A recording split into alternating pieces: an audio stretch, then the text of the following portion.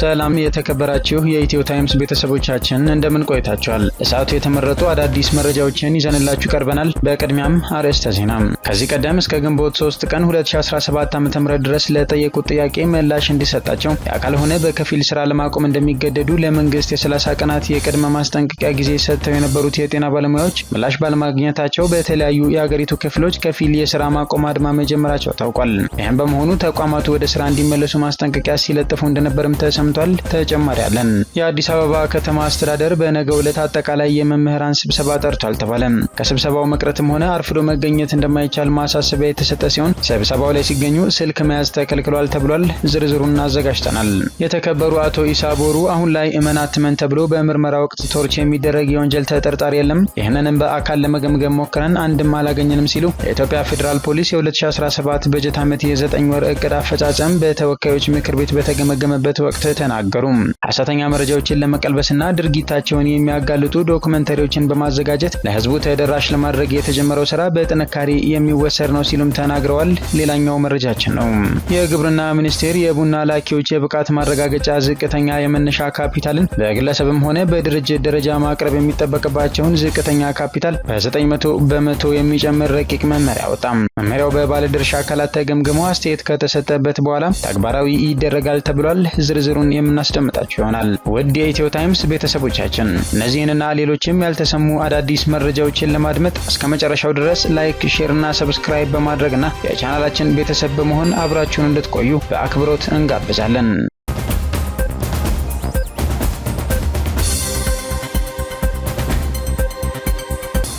የማዕከላዊ እዝ ያሰለጠናቸውን የሬጅመንትና የሻምበል አመራሮችን አስመረቀም። የማዕከላዊ እዝ ለወራት ያሰለጠናቸውን የሬጅመንት አዛዥና የሻምበል አመራሮችን ሲያስመርቅ በክብር እንግድነት ተገኝተው የስራ መመሪያ የሰጡት የእዙ ዋና አዛዥ ሌተናል ጀነራል ዘውዱ በላይ ተቋሙ ለያዘው የዘመናዊ ሰራዊት ግንባታ የጊቤ ማሰልጠኛ ማዕከል በክህሎት የዳበሩ አመራሮችን በማፍራት የራሱን አሻራ እያሳረፈ እንደሚገኝ ተናግረዋል። እዙ በየጊዜው የሰጣቸው በሚገኙ ስልጠናዎች ሀገራችን ለሚቃጡባት ማንኛውም ጥቃት አስፈላጊውን ተገቢ ምላሽ መስጠት በሚያስችለው ደረጃ ላይ እንደሚገኝ ገልጸው ተመራቂ አመራሮች የቀሰሙትን እውቀት ወደ መሬት በማውረድ በመልካም አስተዳደር ዙሪያ ጠንክረው በመስራት የእዙን ጀግንነት የሚያስቀጥሉ አመራሮችን፣ ተዋጊ ዩኒቶችና አባላቶችን ማፍራት እንደሚጠበቅባቸው አጽንኦት ሰጥተዋል። የጊቤ ማሰልጠኛ ማዕከል አዛዥ ሌተናል ኮሎኔል አርአያ ግብሬ እየሰለጠን እንዋጋለን፣ እየተዋጋን እንሰለጥናለን የሚለውን የእዙን መርህ ማሰልጠኛ ማዕከሉ ተከትሎ የአመራርን ብቃት ወደ ላቀ ደረጃ የሚያሸጋግሩ ብቁ አመራሮችን አሰልጥኖ እያስመረቀ እንደሚገኝ ገልጸዋል። በምረቃ ስነ ስርዓቱ ላይ በስልጠና የላቀ ውጤት ላስመዘገቡ አባላትና ክፍሎች የእውቅና ሰርተፊኬትና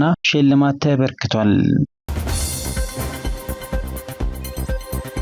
ኢትዮጵያ የቀጠናውን ሰላም ለማስጠበቅ የሚያስችል ሪፎርም እያካሄድኩ ነው ስትል አስታወቀች። ኢትዮጵያ ከሀገር ባለፈ የቀጠናውን ሰላምና ደህንነት ለማስጠበቅ በሚያስችል መልኩ ተቋማዊ ሪፎርም እያደረግኩ ነው ስትል ገልጻለች። ይህ የተገለጸው ኢትዮጵያ እያስተናገደችው ባለው የአፍሪካ መረጃና ደህንነት አገልግሎት ኮሚቴ የምስራቅ አፍሪካ ቀጠናዊ ስብሰባ ላይ ነው። በስብሰባው ላይ የብሔራዊ መረጃና ደህንነት አገልግሎት ዋና ዳይሬክተር ጄኔራል አምባሳደር ሬድዋን ሁሴን የምስራቅ አፍሪካ ቀጠና ባለፉት 10 ዓመታት ውስጣዊ የሰላም ችግር፣ የባህር ላይ ወንበዴዎች ዝርፊያ፣ የሳይበር ጥቃት፣ ህገወጥ የሰዎች ዝውውርና መሰል ፈተናዎች ማጋጠማቸውን ተናግረዋል። አክለውም ኢትዮጵያ ከሀገር ባለፈ የቀጠናውን ሰላምና ደህንነት ለማስጠበቅ በሚያስችል መልኩ ተቋማዊ ሪፎርም እያደረገች እንደምትገኝ ተናግረዋል። እያጋጠሙ ያሉ ችግሮችን ለመቅረፍም በትብብር መስራት ይገባል ብለዋል። አያይዘውም የብሔራዊ መረጃና ደህንነት ተቋም ከ2010 ዓ.ም ጀምሮ በሰው ሀብት፣ በቴክኖሎጂና በክህሎት ተቋማዊ ማሻሻያ እያደረገ መሆኑን መናገራቸው ተዘግቧል። የቡና ላኪዎች የመነሻ ካፒታል በ900% ሊጨምር መሆኑ ተሰማ። የግብርና ሚኒስቴር የቡና ላኪዎች የብቃት ማረጋገጫ ዝቅተኛ የመነሻ ካፒታልን በግለሰብም ሆነ በድርጅት ደረጃ በ900% የሚጨምር ረቂቅ መመሪያ አወጣ። በዚህ መሰረት የግል ላኪዎች ከ1 ሚሊዮን ወደ 10 ሚሊዮን ብር፣ ድርጅቶች ደግሞ ከ1.5 ሚሊዮን ወደ 15 ሚሊዮን ብር ዝቅተኛ ካፒታል ማቅረብ ይጠበቅባቸዋል። ሚኒስትሩ ማሻሻያውን ያደረገው የቀድሞ መመሪያ በቂ የክትትልና ቁጥጥር ድንጋጌዎች ባለመያዙ ህገወጥ ተግባራትን ለመከላከል ባለመቻሉ መሆኑን ካፒታል ዘገባ ያመለክታል። ይህ የኢትዮጵያ ቡናና ሻይ ባለስልጣን የቡና ግብይትና ጥራት ቁጥጥር የተሰኘው ረቂቅ መመሪያ ከግንቦት 4 ቀን 2017 ዓ.ም ጀምሮ ለ15 ቀናት በባለድርሻ አካላት ተገምግሞ አስተያየት ከተሰጠበት በኋላ ተግባራዊ ይደረጋል ተብሏል። አሁን ላይ እመን አትመን ተብሎ በምርመራ ወቅት ቶርች የሚደረግ የወንጀል ተጠርጣሪ የለም። ይህንንም በአካል ለመገምገም ሞክረን አንድም አላገኘንም ሲሉ የተከበሩ አቶ ኢሳ ቦሩ ተናገሩ። የተከበሩ አቶ ኢሳ ቦሩ የኢፌዴሪ ሕዝብ ተወካዮች ምክር ቤት የህግና ፍትህ ጉዳዮች ቋሚ ኮሚቴ ምክትል ሰብሳቢ አሁን ላይ እመን አትመን ተብሎ በምርመራ ወቅት ቶርች የሚደረግ የወንጀል ተጠርጣሪ የለም። ይህንንም በአካል ለመገምገም ሞክረን አንድም አላገኘንም ያሉት የኢትዮጵያ ፌዴራል ፖሊስ የ2017 በጀት ዓመት የ9 ወር ዕቅድ አፈጻጸም በተወካዮች ምክር ቤት በትናንትናው ዕለት በተገመገመበት ወቅት ነው። የቋሚ ኮሚቴው ምክትል ሰብሳቢው አያይዘውም ሁለተኛው የፖሊስ ተልዕኮ የወንጀል ምርመራ ስራ ነው። በዘመናዊ ቴክኖሎጂ የታገዘ የፎረንሲክ ምርመራ የተሰራው ስራ አፈጻጸም በጥንካሬ የሚወሰድ ሲሆን ከዚህ አንጻር ከለውጡ ወዲህ በተቋሙ እየሰራችሁ ያላችሁት ስራ በእውነት ለመናገር መረጃና ማስረጃ መር የፖሊስ አገልግሎት የተባለው መርህ የሪፎርሙ አካል ስለሆነ ተጠናክሮ መቀጠል ያለበት ጉዳይ ነው ብለዋል። በተጨማሪም የኢትዮጵያ ፌዴራል ፖሊስ መረጃዎችን በተለያዩ የተግባቦት ዘዴዎች ለህብረተሰቡና ለሚመለከታቸው የባለድርሻ አካላት ተደራሽ ከማድረግ አኳያ የተለያዩ ሚዲያዎችን በመጠቀም የሽብር ሴራዎችን፣ ሐሰተኛ መረጃዎችን ለመቀልበስና ድርጊታቸውን የሚያጋልጡ ዶክመንተሪዎችን በማዘጋጀት ለህዝቡ ተደራሽ ለማድረግ የተጀመረው ስራ በጥንካሬ የሚወሰድ ነው ሲሉ ተናግረዋል። የጤና ባለሙያዎች የጠሩት ከፊል የስራ ማቆም አድማ መጀመሩን ተናገሩ። በተለያዩ የሀገሪቱ ክፍሎች የሚገኙ የጤና ባለሙያዎች ከፊል አድማ ከመጀመራቸው በፊት ጥያቄያቸውን ሲያሰሙ ነበር። የደሞዝና ጥቅማ ጥቅም ጥያቄ በማንሳት ለመንግስት የ30 ቀናት የቅድሚያ ማስጠንቀቂያ ጊዜ ሰጥተው የነበሩት የጤና ባለሙያዎች ምላሽ ባለማግኘታቸው ከፊል የስራ ማቆም አድማ መምታታቸውን ተናግረዋል። ባለሙያዎች ከጥቂት የተመረጡ የሕክምና ክፍሎች ውጭ ያሉ ክፍሎች ከዛሬ ግንቦት 5 ቀን 2017 ዓ.ም ጀምሮ ስራ ማቆማቸውን ገልጸዋል። በተለያዩ የሀገሪቱ አካባቢዎች የሚገኙ ባለሙያዎች ከድንገተኛ፣ ከማዋለጃ፣ ከጽኑ ህሙማን እንዲሁም ከድንገተኛ ቀዶ ህክምና ክፍሎች ውጭ ያሉ የህክምና ተቋማት ክፍሎች አገልግሎቶች ማቋረጣቸውን ተናግረዋል። በተለይም ስፔሻላይዝድ እና ኮምፕሬሄንሲቭ የሆኑ የሀገሪቱ ትላልቅ የሚባሉ ሆስፒታሎች ስራ ማቆማቸውን የንቅናቄው አስተባባሪዎች የገለጹ ሲሆን ከ70 በመቶ በላይ የሚሆኑት ስራ አቁመዋል ብለዋል። ለአብነትም ያህል ጥቁር አንበሳ፣ ቅዱስ ጳውሎስ፣ አለርት፣ ፈለገ ህይወት፣ ጥበበ ግዮን፣ ጎንደር ዩኒቨርሲቲ ሆስፒታል፣ አዲስ ዘመን፣ ሐዋሳ ሆስፒታሎች የከፊል አድማው ከተመታባቸው የጤና ተቋማት መካከል የሚጠቀሱ ናቸው።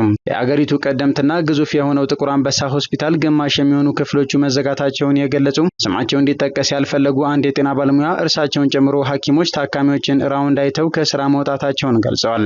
ስጋት የሌለባቸውን ቦታዎች ዘግተን ወጥተናል ያሉት ሐኪሙ እስከ 40 በመቶ የሚሆነው የሆስፒታሉ ባለሙያ ስራ አልገባም ብለዋል። በሐዋሳ ዩኒቨርሲቲ ኮምፕሬሄንሲቭ ስፔሻላይዝድ ሆስፒታል የሚያገለግሉ ሐኪምም እርሳቸውን ጨምሮ አብዛኞቹ ባለሙያዎች አድማ መምታታቸውን ገልጸው ከድንገተኛ ክፍሎች ውጭ ያለ አገልግሎት ሙሉ ለሙሉ ዝግ ነው ብለዋል። ተመላላሽ ሕክምና፣ ተኝቶ ሕክምና፣ ድንገተኛ ያልሆነ ቀዶ ሕክምና ሙሉ ለሙሉ ዝግ ነው ያሉት ሐኪሙ ከተመደቡ ባለሙያዎች ውጭ ያሉ ሰራተኞች ወደ ስራ ለመግባታቸውን ተናግረዋል። ይህን ያረጋገጡና ስማቸው እንዳይጠቀስ የጠየቁ አንድ የሆስፒታሉ የስራ ኃላፊ ኢንተርንና ሬዚደንት ሐኪሞች 100 በመቶ በሚባል ደረጃ አልገቡም ብለዋል። ባህር ዳር የሚገኘው የአማራ ክልል ትልቁ ሆስፒታል የጥበበ ግዮን ሆስፒታል ባለሙያዎችም አድማ መምታታቸውን የተናገሩ አንድ ባለሙያ 95 በመቶ የሚሆኑ የጤና ባለሙያዎች አድማ ላይ ናቸው ብለዋል።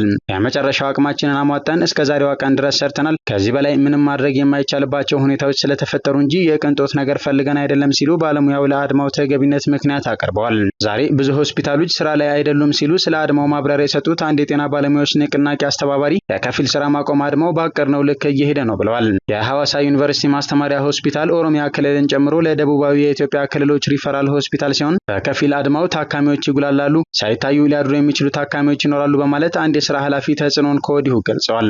ባለሙያዎች በበኩላቸው ይህ እንዳይሆን ማስጠንቀቂያ መስጠታቸውን በመግለጽ ለአጠቃላይ የጤና ስርዓቱ መስተካከል ሲባል የሚደረግ እርምጃ ስለመሆኑ አስምረዋል። እየተራባችሁ ከሰው በታች ሆናችሁ እየተቸገራችሁ ልጅ ማሳደግ ሳትችሉ አገልግሎ የሚል ቃል አልገባንም፣ እንደዚህ ብዬ እጄን አንስቼ ቃል አልገባሁም የሚሉ የጥቁር አንበሳ ስፔሻሊስት ሐኪም ታካሚዎች ላይ ለሚፈጠር የሕክምና እጦት ባለሙያው ከደሙ ንጹህ ነው ሲሉ ተጠያቂው መንግስት ነው ብለዋል።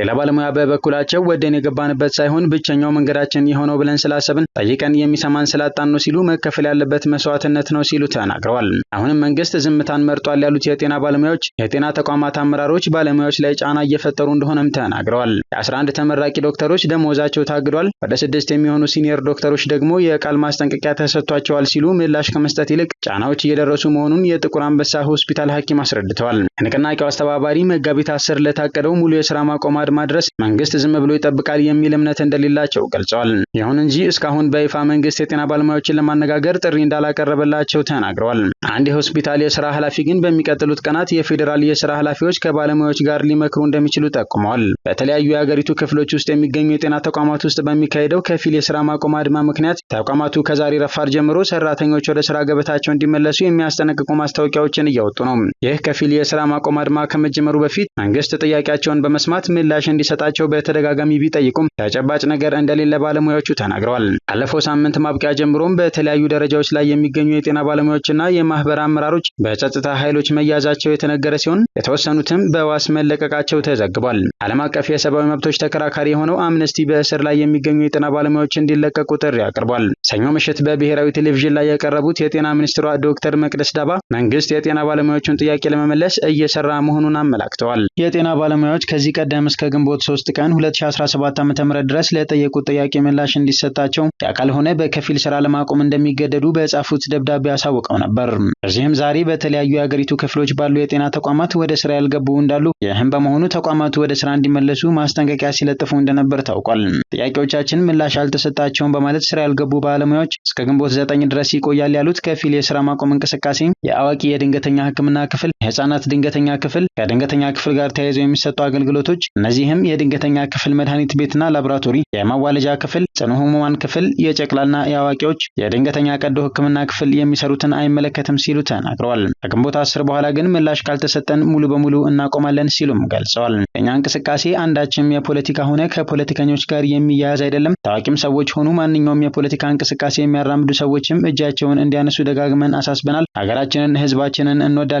ሰላምም እንድትሆን የምንፈልገው ነገር ግን ዓመታት ያለፋቸው ጥያቄዎች መልስ ይሰጥባቸው፣ ሁሌ ሽንገላና ማታለያ ይቆም ብለዋል። የጤና ባለሙያዎቹ ያሉብን ዘርፈ ብዙ ችግሮች በግልጽ ይታወቃሉ። መፍትሄው ላይ ቁጭ ብለን እንነጋገርባቸውና ቁርጥ ያለ ዘላቂ መፍትሄ ይሰጠን። የመረን ኑሮም ከአቅማችን በላይ ቢሆንብን ቤተሰብ ማስተዳደር ቀርቶ ጭራሽ ሸክም ወደ መሆን በመሸጋገራችን ድካማችንን፣ እንቅልፍ ማጣታችንን የሚመጥን ነገር ሳናገኝ በመቅረታችን ነው። እጅጉንም ቢከፋን ቢመረን ነው ወደዚህ እንቅስቃሴ የገባ ነው እንጂ ለማንም የፖለቲካ አጀንዳ ማራመጃ ለዩቲዩብ እና ለሚዲያ መነገጃ ለመሆን አይደለም። እኛ ስም ፖለቲካ ለሚነግዱትም ተውን ብለን ነግረናቸዋል ሲሉ አክለዋል። የጤና ባለሙያዎቹ ያሉብንን ችግሮች በይፋ ደጋግመን ጠይቀን ምላሽ ለመስጠት እስካሁን ድረስ ብቅ ያለ አካል የለም ሲሉ ተናግረው አሁንም ጥያቄዎቻችንን በድጋሚ እናቀርባለን ብለዋል። ለጤና ሚኒስቴር ያቀረቧቸውን ጥያቄዎች እንደሚከተለው ይዘን ቀርበናል። የኢትዮጵያ ጤና ሚኒስቴር ዘመኑን በማይዋጅ አሰራር እየበዘበዘን ነው። የደሞዝ ክፍያን ከምስራቅ አፍሪካ ሀገራት ተሞክሮ በመነሳት በአማካይ $1000 በወር ክፍያ ይጀምርልን። የዓለም ጤና ድርጅት WHO በሚያስቀምጠው ምክረ ሀሳብ መሰረት የስራ ሰዓት 45 ሰዓት በሳምንት ይገደብ። ከዛ በላይ ለሆነውም ተመጣጣኝ የትርፍ ሰዓት ክፍያ ይፈጸም። ሁለተኛም ጤና ሚኒስቴር ለኛ ለባለሙያዎቹ ተገቢውን የሆነ የቤት ኪራይ፣ የተጋላጭነት እንዲሁም የማበረታቻ አበል ላይ አስቸኳይ ማስተካከያ ያድርግልን። በስራ ላይ ሳሉ በበሽታ ለተጠቁ ባለሙያዎች ደግሞ ተጨማሪ ካሳ ይስጥልን። ሶስተኛ እንደ ማንኛውም የመንግስት ሰራተኛ በመታወቂያችን የነጻ ትራንስፖርት ተጠቃሚ እንሁን፣ አሊያም ገበያውን ያማከለ የትራንስፖርት አበል ሊታሰብልን። እንዲሁም ባለሙያ ከቀረጥ ነጻ መኪና አስገብቶ እንዲገለገል ጤና ሚኒስቴር መንግስትን ይጠይቅልን። አራተኛ የትርፍ ሰዓት ክፍያ በሁሉም ጤና ተቋማት ላይ ህግን መሰረት አድርጎ በተመሳሳይ ይሰራ። ጊዜውን ጠብቆ የሚከፈለን ክፍያ ከዓመት በላይ በማዘግየት ጤና ባለሙያውን የሚበድሉ ተቋማት ላይ አስቸኳይ እርምጃ ይወሰድ። አምስተኛ መብታችንን እንዲሁም የሰራንበትን ዋጋ እንዳንጠይቅ በማሰር በማሰቃየት በማሸማቀቅና በማስፈራራት ከህግ አግባብ ውጪ በሆነ መልኩ ባለሙያን ለእንግልት እየዳረጉ ያሉ የጤና ተቋማትና የመንግስት ኃላፊዎች ላይ ምርመራ ተካሂዶ ህጋዊ እርምጃ እንዲወሰድ ጤና ሚኒስቴር ኃላፊነቱን ይወጣልን። ስድስተኛ ጤና ሚኒስቴር ለሁሉም የጤና ባለሙያዎችና ቤተሰቦቻችን በሁሉም የመንግስትም ሆነ የግል የጤና ተቋማት ላይ ነጻ ህክምና አገልግሎት ያስጀምር። ውጭ ሄደው መታከም ላለባቸው ባለሙያዎችም ግማሽ ወጪ ይሸፍን። የኑሮ ግሽበትን ያማከለ ድጋፍ ያድርግልን። ሰባተኛ ባለሙያዎች በሚሰሩበት አካባቢ የቤት ወይም የማህበር መስሪያ ቦታ ተጠቃሚ እንዲሆኑ አሊያም በረጅም ጊዜ ክፍያ ቤት የሚገዙበትን መንገድ ይመቻች። ስምንተኛ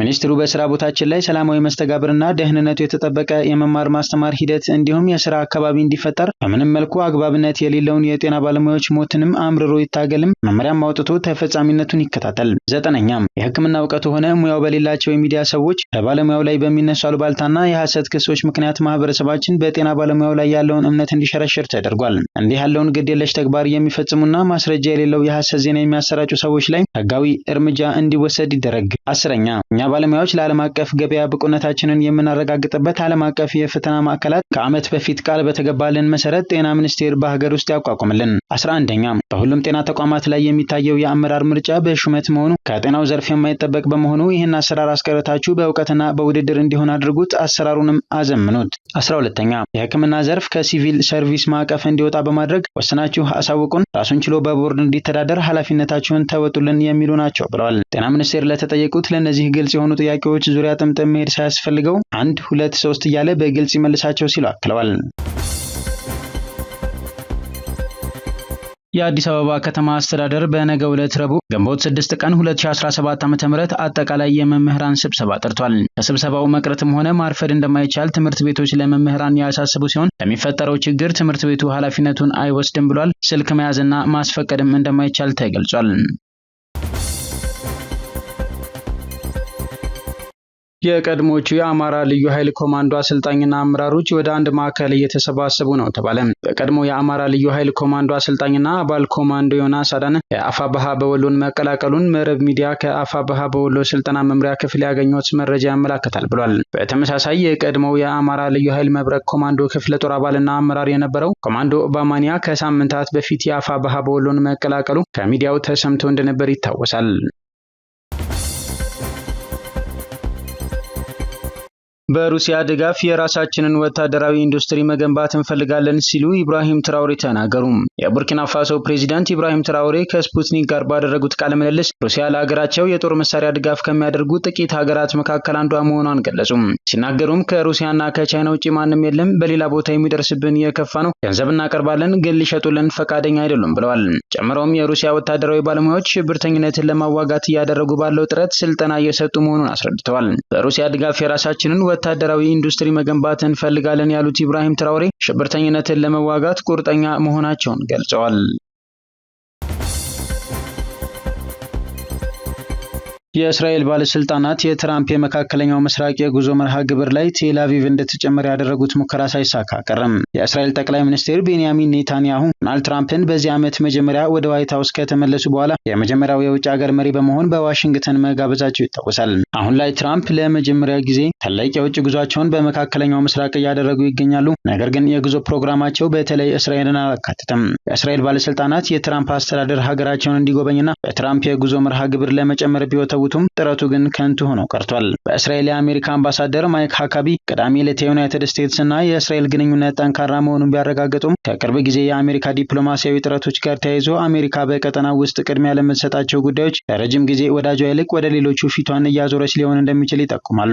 ሰኞ ዕለት የተለቀቀው እስራኤላዊ አሜሪካዊ ታጋች ኤዳን አሌክሳንደር እስራኤልን ያላካተተ ቀጥተኛ የአሜሪካና ሐማስ ንግግር ውጤት ነው። ሌሎች የዩናይትድ ስቴትስ እርምጃዎች በየመን ከሚገኙት የሀውቲ አማጽያን ጋር የተኩስ አቁም ስምምነት መደረሱ ከእስራኤል እውቅና ውጭ ነበር። በተጨማሪም የእስራኤልን እቅድ ያላካተተና ከኢራን ጋር በቀጥታ መነጋገርን ጨምሮ በሀገሪቱ የኒውክሌር መርሃ ግብር ዙሪያ የተደረጉ ድርጅቶች የእስራኤል ባለስልጣናትን አስገርሟል። ትራምፕ ሁለተኛ የስልጣን ዘመን የጀመረው በግላቸው ተደራዳሪ ስቲቭ ዊትኮፍ ኔታንያሁ የጋዛ እስረኞችን ልውውጥ ለማድረግና ጊዜያዊ የተኩስ አቁም ስምምነት ለማድረግ ፈቃደኛ ባለመሆናቸው ኔታንያሁ ላይ ቅራኔ ይዘው ነው። በሚያዝያ ወር ኔታንያሁ ለንግድ ድርድሮች ወደ ዋይት ሀውስ ለሁለተኛ ጊዜ ቢጎበኙም ሁለቱ ሀገራት እስካሁን ስምምነት ላይ አልደረሱም። በዚህ የመካከለኛው ምስራቅ ሀገራት ጉዞ ላይ የኢኮኖሚ ጉዳዮች ከዲፕሎማሲያዊ ወይም ከደህንነት ጉዳዮች ይልቅ የትራምፕ አስተዳደር ቅድሚያ ከሚሰጣቸው ዝርዝር ውስጥ ይገኛሉ። በዚያ መለኪያ የአረብ ሀገራት ከፍተኛ የሀብት ክምችት ያላቸው በመሆኑ ኔታንያሁ ምንም እንኳን በዋይት ሀውስ ሞላላው ጽሕፈት ቤት በተደጋጋሚ ቢመጡም ለእስራኤል የበለጠ ጥቅም የአረብ ሀገራቱ እንደሚያስገኙ ታምኖባቸዋል።